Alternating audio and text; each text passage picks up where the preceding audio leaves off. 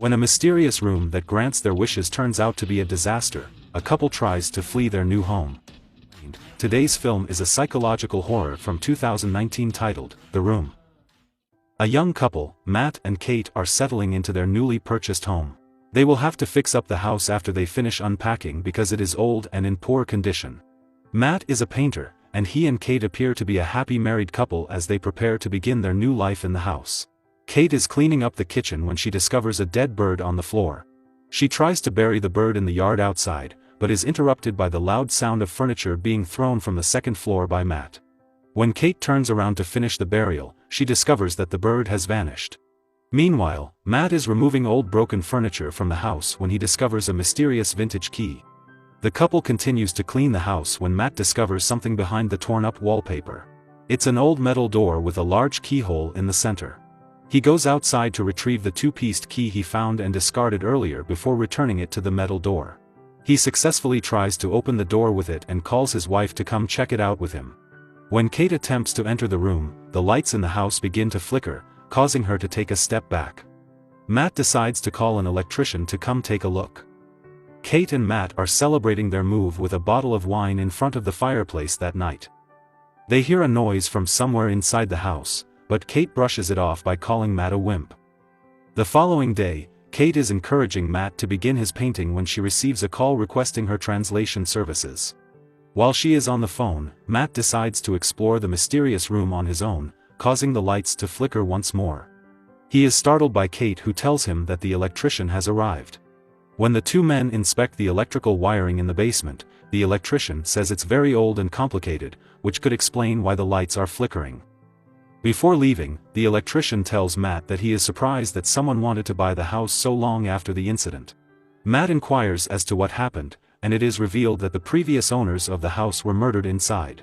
Matt is intrigued, so he conducts an online search for information about the murder. The house was dubbed House of Blood in a newspaper article after the Schaefer couple was discovered dead inside. They appear to have apprehended and sentenced the murderer, but he is only known as John Doe because his identity couldn't be determined. Later, he sketches John Doe before drunkenly entering the mysterious room. When the lights go out, he finishes his bottle, mumbling that he needs another. When it comes back on, he is surprised to see a full bottle of alcohol on the floor. Kate awakens the next morning, perplexed by flickering lights. She searches for Matt and discovers him inside the mysterious room filled with expensive famous paintings. She inquires as to where he obtained them, but Matt only responds by telling her to ask for something she desires. Kate playfully asks for $1,000, and after searching around the room for it, Matt gives the money to Kate. She suspects it's a hoax or Matt's money, so he tells her to make a wish for $1 million, which appears right in front of them. Kate is frightened, but Matt assures her that they should enjoy the gifts that the room bestows upon them. As a result, the couple begins to wish for more things. Expensive alcohol, nice clothes, caviar, diamonds, and a lot more money to play with. The room instantly grants whatever they wish for. Kate wonders how the room works. Matt, on the other hand, advises not to think about it and to simply enjoy yourself. Kate sits alone in the kitchen after a few days of hard partying, staring at the mess they made. Kate appears bored and jaded as Matt approaches her on the swing outside. He asks her where the necklace she wished for is, but she doesn't mind because she can always ask for more necklaces. Later, Matt surprises Kate by bringing her into a nursery room, telling her that they should try for a baby again. Kate, on the other hand, does not want to go through it again because she has had 2 miscarriages from their previous attempts. Matt approaches her as she smokes outside, but decides to go for a ride to clear his head. When Matt is away, Kate returns to the nursery before going into the mysterious room. Matt returns home to find Kate playing with a baby boy who appeared out of nowhere. He is furious, asking why she would ask the room to give her a baby. She says she took a shortcut because she doesn't think they can successfully have a baby. He thinks she's crazy and tells her that they should return the baby back to the room and wish it away. However, as the baby cries, Matt is unable to do so and returns him to Kate. The baby is crying in hunger that night, so Matt requests a bottle of baby's milk from the room. When he returns, he is taken aback to see Kate breastfeeding the baby, which defies logic. After a few days, Matt is reminded of the murder case and comes across a quote from John Doe, who stated that the room made him do it. Matt decides to take some money from the room and visit John Doe in a mental hospital where he has been sentenced. Matt has to pretend to be a reporter in order to meet John, and the nurse is surprised that he wants to see him. Inside, an elderly John approaches Matt and invites him to sit with him and tells Matt that he is not a reporter.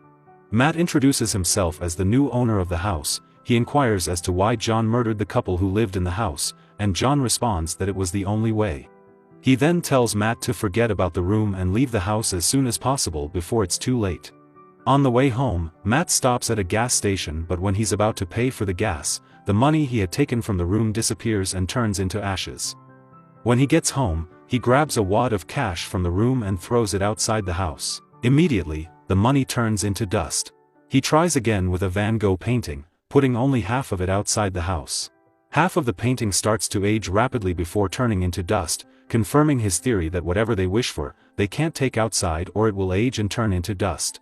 Later, Kate is singing to the baby when she hears loud noises coming from the room. She finds Matt hacking away at the wall of the room, saying that he needs to know how it works. After ripping away the drywall and flooring, Matt reveals that the room is surrounded by the vine-like structures that are also present around the house's electrical wiring in the basement. He goes out of the room and rips away the walls and floors again, only to find more vines. He also finds some strange markings behind the wallpaper. Meanwhile, Kate is about to take the baby outside for some fresh air. Matt tries to stop her by saying that it's dangerous to go outside, but Kate ignores him. When they walk outside, the baby starts to age rapidly. Kate screams in horror as Matt rushes them inside. They see that the baby has now turned into a young boy. After bathing the boy, Kate confronts Matt about what he knows. He tells her that everything the room makes will age and turn to dust if it's brought outside of the house, including the child. However, Kate still treats the boy as her own. She names him Shane, and teaches him to read. She also insists on him not going outside, saying it's because he is sick.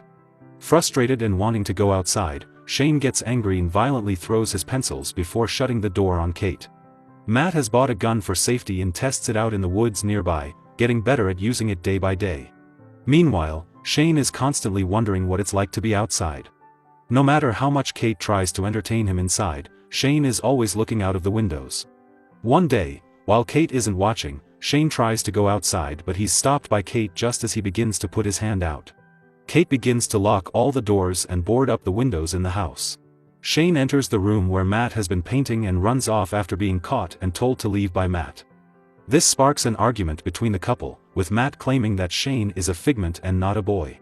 Shane is bored and curious at night, so he wanders the house, discovering the strange power source before discovering the mysterious room.